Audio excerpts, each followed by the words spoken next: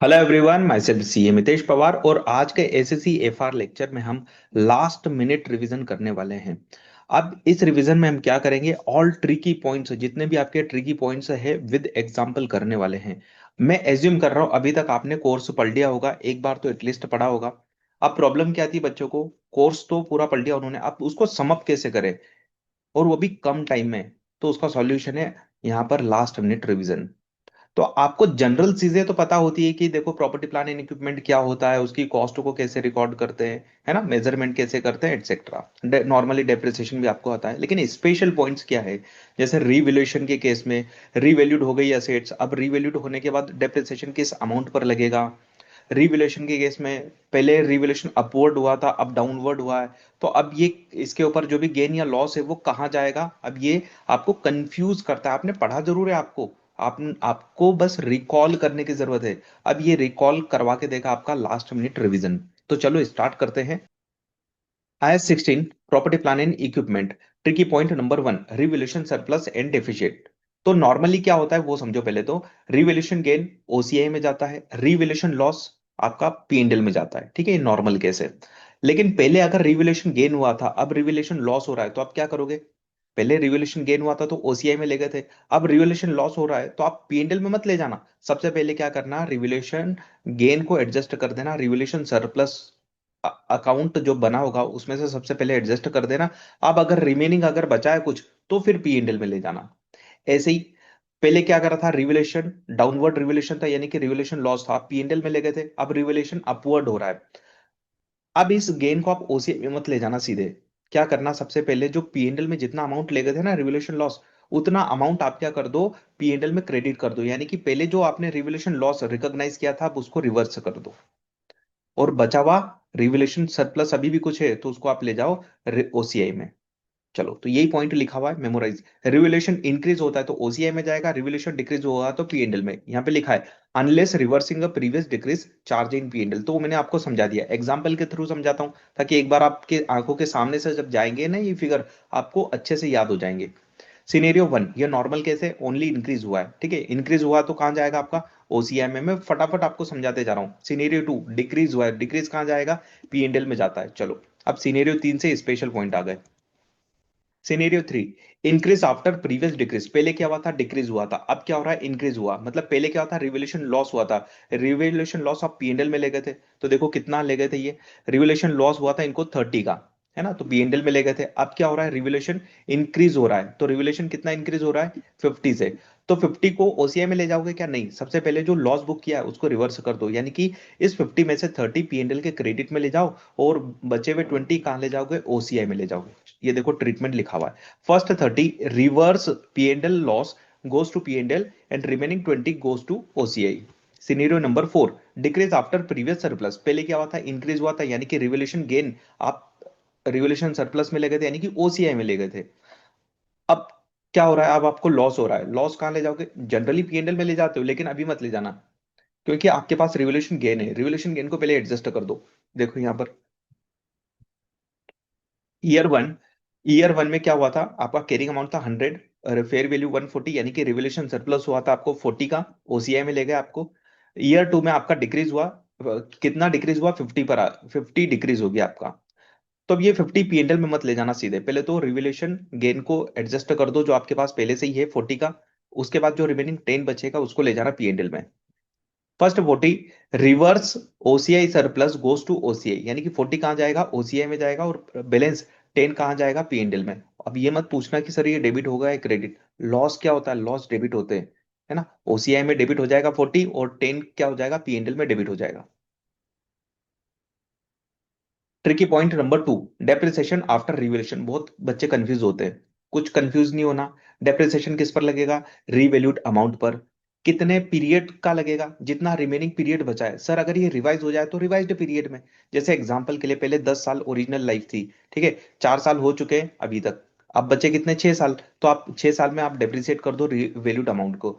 Sir अगर ये change हो गई, ओरिजिनल के बेसिस पे देखो तो 6 साल, लेकिन अब रिवाइज हो गई, रिवाइज होने की वजह से अब रिमेनिंग यूजफुल लाइफ चेंज हो गई, वो 8 ईयर्स हो गई। तो अब 8 ईयर्स में डिप्रिसिएट कर दो ना, कोई दिक्कत थोड़ी ना है। हमको तो रिवैल्यूएशन के दिन देखना है, revalued amount, remaining useful life, और यहाँ पर इसी डेट पर एक और चीज देखना होती है हमें, एस्टिमेटेड रेसिजुअल वैल्यू। बस ये तीन फैक्टर होता है डेप्रिसिएशन निकालने के लिए। आप इस दिन के ले लेना, रिवोल्यूशन वाले दिन के, ठीक। एग्जाम्पल से समझते हैं। Original cost 3 lakh, useful life 10 years, यानी कि हर साल कितना डेप्रिसिएशन आ रहा होगा, 30,000 का डेप्रिसिएशन आ रहा होगा, ठीक। आफ्टर 4 ईयर कैरिंग अमाउंट बताओ कितने, 3 साल 4 साल में आपने कितना डिप्रेशन लगाया होगा, 30,000 मल्टीप्लाइड बाई 4, 120, है ना। तो 3 लाख में से आप 120 माइनस कर दोगे तो कितना बचेगा, 180। तो 180 तो कैरिंग अमाउंट है किस दिन की, आफ्टर 4 ईयर। इस दिन की फेयर वैल्यू दे रखी है 250, तो 250 में से 180 हटा दोगे तो कितना रिवोल्यूशन गेन आएगा आपका, 70 का। ये कहाँ जाएगा, ओसीआई में जाएगा, ठीक है। अब बात आती है डेप्रिसिएशन की। डेप्रिसिएशन किस वैल्यू पर लगाओगे, डेप्रिसिएशन 250 पर लगेगा। कितने साल का, 6 साल का। रिमेनिंग यूजफुल लाइफ 6 ईयर ना। 10 में से 4 चलेगी तो बची ना 6। चलो नेक्स्ट आते हैं।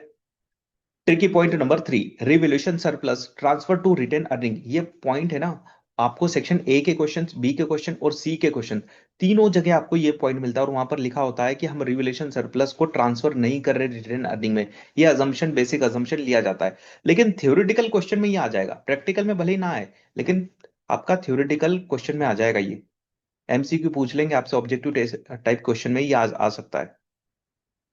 क्या होता है इसका मीनिंग, देखो मैचिंग कॉन्सेप्ट आपको पता है ना। इनकम और एक्सपेंसेस को हम मैच करते हैं। अब फिर यहाँ पर रिवैल्यूएशन की वजह से क्या हो गया, आपका डेप्रिसिएशन ज्यादा लगना चालू हो गया, यानी कि एडिशनल डेप्रिसिएशन लग रहा है अब एडिशनल डेप्रिसिएशन की वजह से क्या हो गया, आपका पीएनएल में एक्सपेंसेस तो बुक हो रहा है, लेकिन इधर इनकम रिकॉर्ड नहीं हो रही है। पीएनएल को अगर एज्यूम कर रहे हो, एक साइड एक्सपेंसेस एक साइड इनकम। एक्सपेंसेस तो आपने रिकॉर्ड कर लिए, इनकम आपने रिकॉर्ड नहीं करी, रिवोल्यूशन गेन रिकॉर्ड नहीं करा, क्यों, क्योंकि वो तो ओसीआई में गया। तो यहां पर क्या बोलते हैं कि ऑप्शन है आपके पास, क्या है, ऑप्शन है। आप चाहो तो रिवैल्यूएशन सरप्लस अकाउंट में से थोड़ा थोड़ा अमाउंट निकाल कर, in the proportion of the, जिस प्रोपोर्शन में एडिशनल डेप्रिसिएशन लग रहा है उसी प्रोपोर्शन में आप थोड़ा थोड़ा अमाउंट रिवैल्यूएशन सरप्लस में से निकाल के कहां ले जाना, रिटेन अर्निंग में ले जाना। ऐसा बोला। डायरेक्टली पीएनएल में मत ले जाना। कहां ले जाना, क्योंकि ये डायरेक्टली पीएनएल में नहीं जाता, ये कहाँ जाता है, ये सीधे आपके रिटेन अर्निंग में जाता है। क्योंकि क्या कॉन्सेप्ट है सर, आप बोलोगे सर मिसमैच हो रहा है ना, नहीं मिसमैच हो रहा है। अल्टीमेटली नेट प्रॉफिट कहाँ जाता है, रिटेन अर्निंग में। तो कम नेट प्रॉफिट गया होगा, तो हमने क्या कर दिया, हमने रिवोल्यूशन सरप्लस में से निकाल के रिटेन अर्निंग में डाल दिया, तो हो गया बराबर। चलो ठीक है। तो ये कॉन्सेप्ट मैंने समझा दिया, थ्योरेटिकल क्वेश्चन आ सकता है। एग्जाम्पल देखो यहाँ पर, additional depreciation due to the revaluation 12,000, transfer 12,000 from revaluation surplus to retained earning, this does not affect PNL. ये पीएनएल को अफेक्ट नहीं करेगा, है ना। तो हमने उतना ही प्रोपोर्शन में, जिस प्रोपोर्शन में एडिशनल डेप्रिसिएशन लग रहा है, उसी प्रोपोर्शन में हमने रिवोल्यूशन सरप्लस में से निकाल के रिटेन अर्निंग में ले गए, ठीक है। Tricky point number 4, major inspection or overhaul. तो ये जो एक्सपेंसेस होते हैं, इंस्पेक्शन के मेजर एक्सपेंसेस होते हैं, इसको हम क्या करते हैं, इसको एक कंपोनेंट मानते हैं और हम इसको कैपिटलाइज करते हैं। क्या करते हैं, कैपिटलाइज करते हैं। तो ऑब्वियसली बात है, ये भी डेप्रिसिएट होता रहेगा, क्योंकि एसेट्स की कॉस्ट में ऐड हो जाएगा, तो इसके ऊपर भी अल्टीमेटली डेप्रिसिएशन लग रहा है, ठीक। तो जब हम नया इंस्पेक्शन करेंगे तो जो भी नई कॉस्ट लग रही है उसको क्या कर देंगे, कैपिटलाइज कर देंगे। और जो पुराना वाला जो इंस्पेक्शन किया था, अगर उसकी कोई केयरिंग अमाउंट बची होगी आफ्टर डेप्रिसिएशन, अगर कोई केयरिंग अमाउंट बचा होगा, तो उसको क्या कर देंगे, असेट की कॉस्ट में से रिमूव कर देंगे, बाहर कर देंगे, है ना। रिप्लेसमेंट कर रहे हैं एक तरीके से हम, पुराने वाले को हटाओ कॉस्ट में से और नए वाले को ऐड कर दो, दैट्स इट। एग्जाम्पल देखो, 2 year inspection cost 50,000, after 2 years new inspection for 60,000 occurs. तो 60,000 क्या हो जाएगा, ऐड हो जाएगा। और जो ओल्ड वाला जो इंस्पेक्शन हुआ था उसकी जो भी केयरिंग अमाउंट बची होगी उस दिन, वो क्या कर देना, आप रिमूव कर देना। अगर वो जीरो हो चुकी है ऑलरेडी, पूरी डेप्रिसिएट हो चुकी हो, तो कुछ मत करना ना, जीरो माइनस होगा तो कोई इम्फेक्ट नहीं आएगा। चलो next, tricky point number 5, replacement of part. जो अभी डिस्कशन किया सेम वैसे ही ये हम क्या कर रहे हैं, पार्ट को रिप्लेस कर रहे हैं। अब नए वाला पार्ट आएगा तो उसकी कॉस्ट को ऐड कर दो, पुराने वाले जो है उसकी कैरिंग अमाउंट को आप रिमूव कर दो। एग्जाम्पल, बिल्डिंग की कॉस्ट है यहाँ पर, बिल्डिंग की cost 10 lakh, roof replacement new 2 lakh, old roof estimated at 1,50,000, यानी कि कैरिंग अमाउंट कितनी बची ओल्ड रूफ की, 1,50,000। तो हम क्या करेंगे, असेट बिल्डिंग की कॉस्ट में ऐड करेंगे रूफ नया वाली कॉस्ट, यानी कि 2 लाख ऐड करेंगे और माइनस क्या करेंगे, 150, यानी कि देखा जाए तो अब नया वाला कैरिंग अमाउंट कितना आएगा, 10,50,000, दैट्स इट। तो treatment, derecognise old roof और ऐड करेंगे न्यू रूफ। तो depreciation new roof over its useful life, ठीक है। तो यहाँ पर 10,50,000 बिल्डिंग की कॉस्ट आएगी, और इस कॉस्ट पर हम क्या करेंगे, अब रिमेनिंग यूजफुल लाइफ में डेप्रिसिएशन लगाते रहेंगे। चलो, तो नेक्स्ट आपका point number 6, self constructed assets. तो जो भी इंटरनली प्रॉफिट होता है, इंक्लूडेड होता है, जब भी आप कोई असेट्स बनाते हो, तो आप क्या करते हो, आपकी पॉलिसी होती होगी कि अगर कोई डिपार्टमेंट आपको बना के देगा, आपका ही डिपार्टमेंट आपको बना के दे रहा है, तो वो क्या करता होगा, प्रॉफिट ऐड करके देता होगा। तो ये तो इंटरनल ट्रांसफर है ना, प्रॉफिट को एलिमिनेट करो। तो प्रॉफिट को हमें एलिमिनेट करना होता है, ध्यान रखना, प्रॉफिट को मत लेना।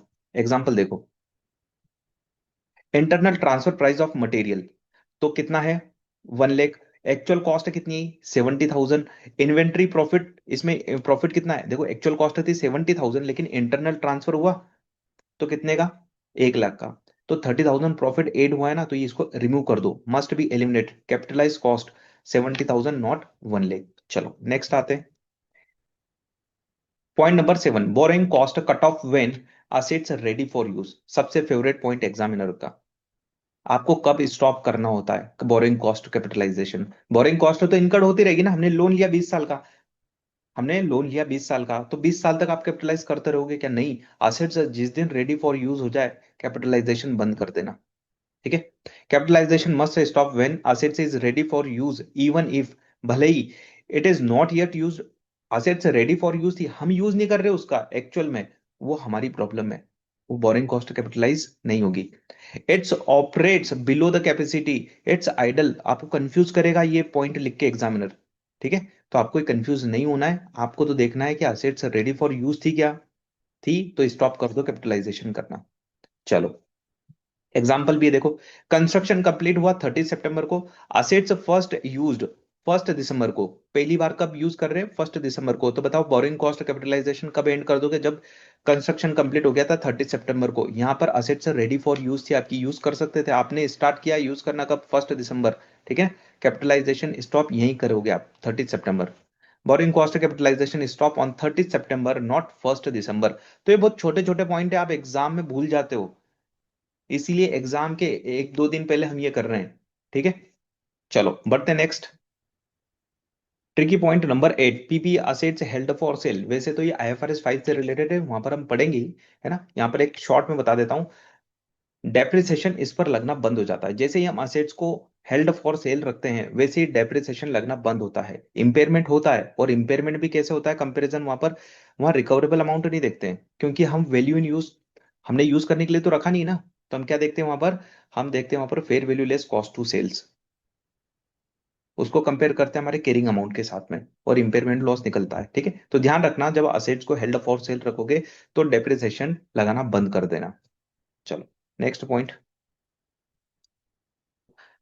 Next point number 9, component depreciation. तो कंपोनेंट डेप्रिसिएशन में बहुत बच्चे गलती करते हैं, वो पूरी असेट्स को एक ही मान के डेप्रिसिएशन लगाते हैं, लेकिन ऐसा नहीं है। आई 16 हमें अलाउड करता है, अगर कोई सिग्निफिकेंट कंपोनेंट है, तो आप कंपोनेंट अकाउंटिंग कर सकते हो, यानी कि आप कंपोनेंट के ऊपर डेप्रिसिएशन जो है चार्ज कर सकते हो कंपोनेंट बेसिस पर।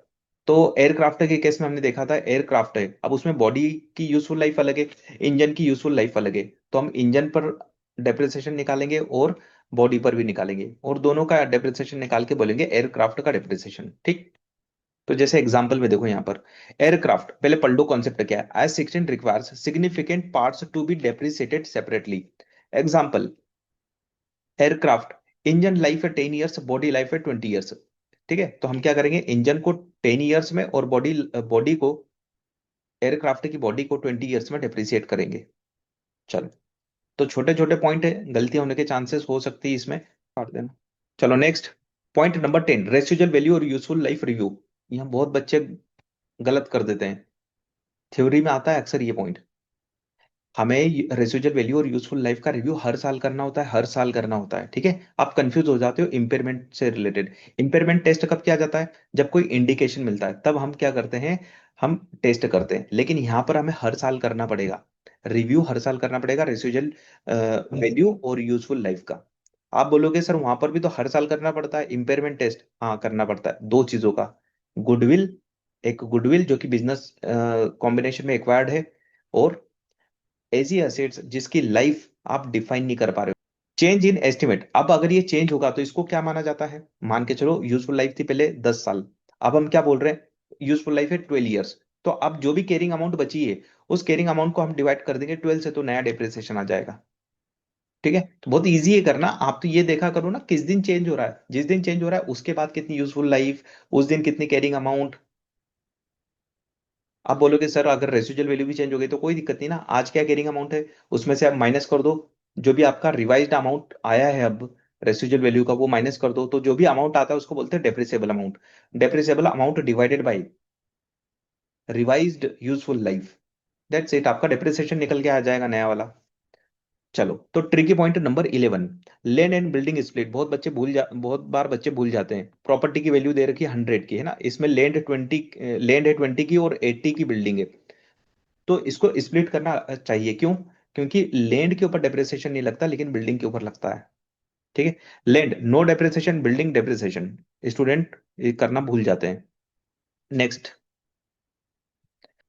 Tricky point number 12, PPE versus IAS 38, क्या लगेगा, आईएस 16 लगेगा, आईएस 30 लगेगा? तो फिजिकल सब्सटेंस से देख लो, फिजिकल सब्सटेंस है तो आईएस 16, अगर नहीं है तो आईएस 38। एग्जांपल के लिए देखो यहाँ पर, सॉफ्टवेयर इनसाइड द मशीन, अब सॉफ्टवेयर को क्या मानोगे, वो मशीन क्या इंटीग्रल पार्ट है, पीबी, यानी कि आईएस 16 लग जाएगा। सॉफ्टवेयर सोल्ड सेपरेटली, अलग से सोल्ड कर रहे हैं, यानी कि वो डीवीडी में या पेन ड्राइव में सोल्ड कर रहे हैं, तो आप ये मत बोल देना कि इसका फिजिकल सब्सटेंस है।